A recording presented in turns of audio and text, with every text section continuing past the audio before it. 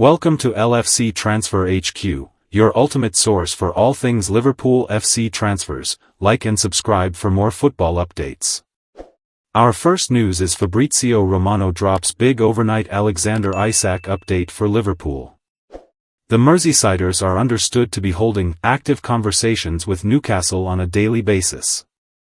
The Magpies failed to secure an ideal replacement for the Swede in Benjamin Sesko, with the RB Leipzig striker opting for Manchester United instead.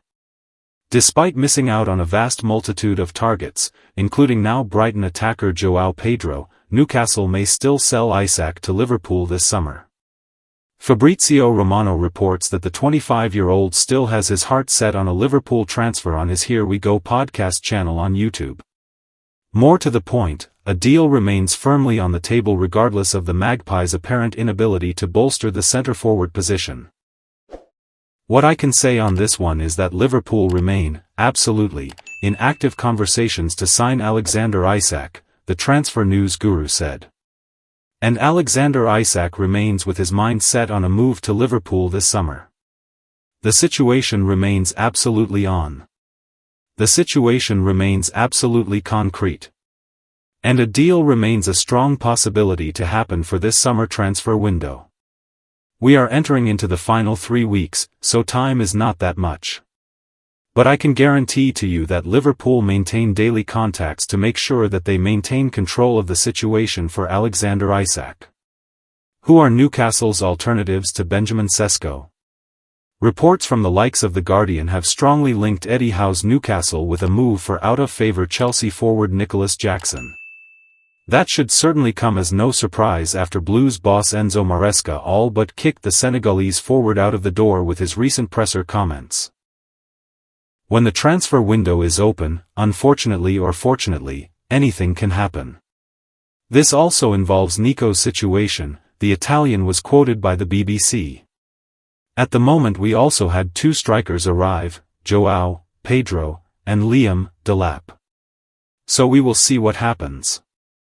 That's as good as saying the striker's gone, provided Chelsea receive a bid they're happy with, isn't it?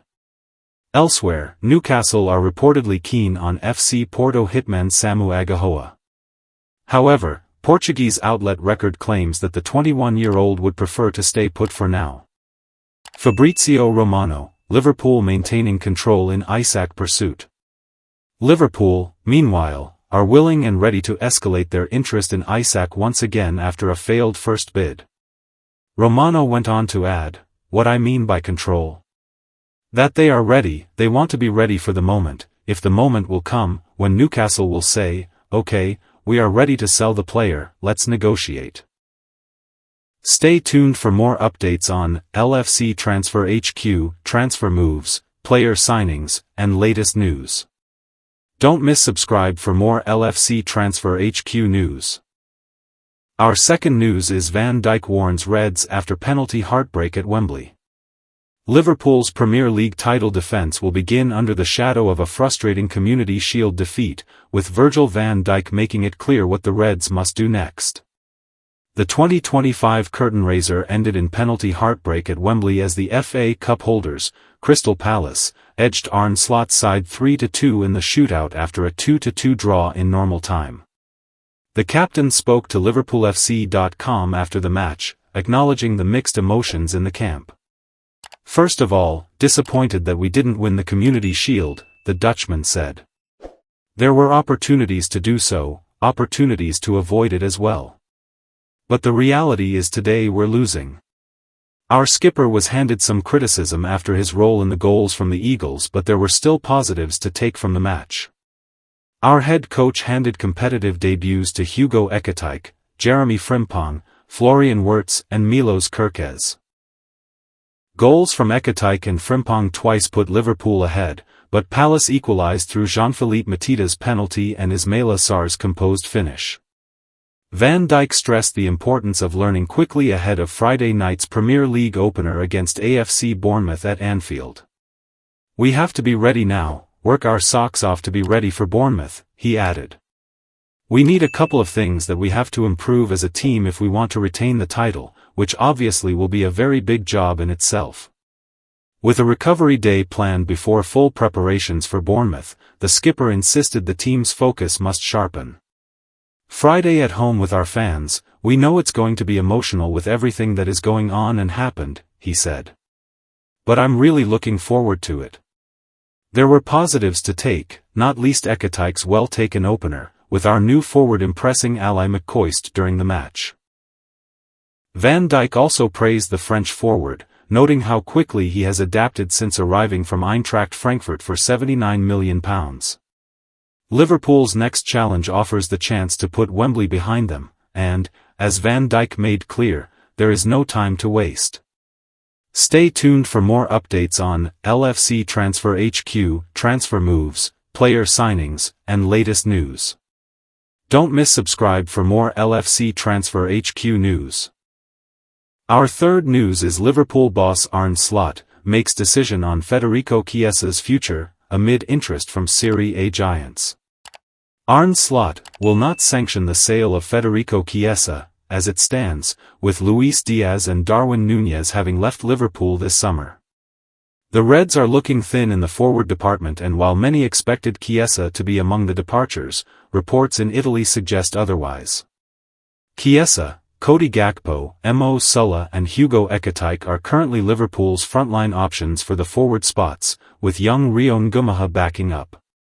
The tragic death of Diogo Jota and sales of Núñez and Diaz mean Slot's answer on selling Chiesa is unequivocal, according to Gazzetta dello Sport. They say he is needed by the club, but the situation could yet change depending on Liverpool's incomings in the final 20 days of the transfer window. Both Napoli and Inter Milan are the Serie A giants considered most likely to move for the former Juventus man. The protracted pursuit of Alexander Isak is one to keep a close eye on, with the Reds expected to test Newcastle's resolve with a second bid if given encouragement. And there is also interest in PSG winger Bradley Barcola, who as it stands appears unlikely to leave the French champions. Chiesa stayed behind while Liverpool were on their pre-season tour in Asia, with many considering his absence as an indication of a move away. But the Italian was dealing with muscular issues back on Merseyside, and he was an unused substitute for the Community Shield at Wembley on Sunday. Chiesa was Liverpool's only arrival last summer, but it was a frustrating campaign for the winger. Fitness issues and difficulty breaking into the starting lineup meant his game time was severely limited. There were flashes of his undoubted talent, including a goal in the League Cup final, but he was also part of the dismal FA Cup exit against Plymouth.